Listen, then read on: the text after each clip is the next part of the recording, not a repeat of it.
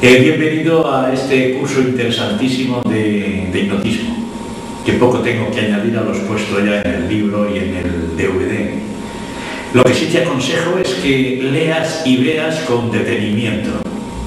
Y de verdad que si sigues al pie de la letra mis instrucciones, tú vas a hipnotizar. Así que nada, sé valiente, pero no te verán yo. Muchas gracias y bienvenido.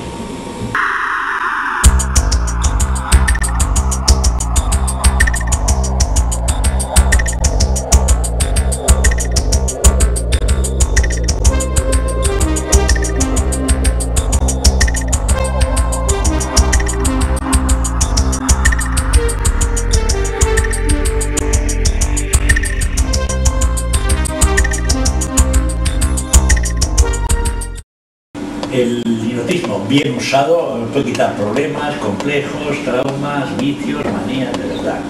Aquí lo que vamos a hacer va a ser una exhibición demostrativa para que veáis cómo funciona. Relajamos todo el cuerpo. Cierra los ojos, esto sí, muy tranquilito, muy sereno y muy relajado.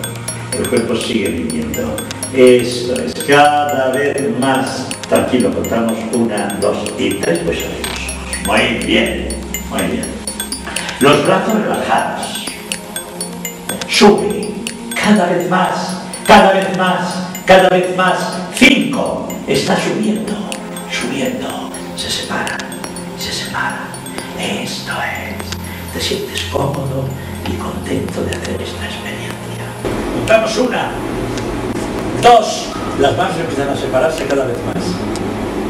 Y 3 se separan. El sopor es intenso. El sopor es profundo. 2 y 3. Duerme. Muy tranquila, muy serena y muy relajada. Profundamente relajada. Totalmente relajada.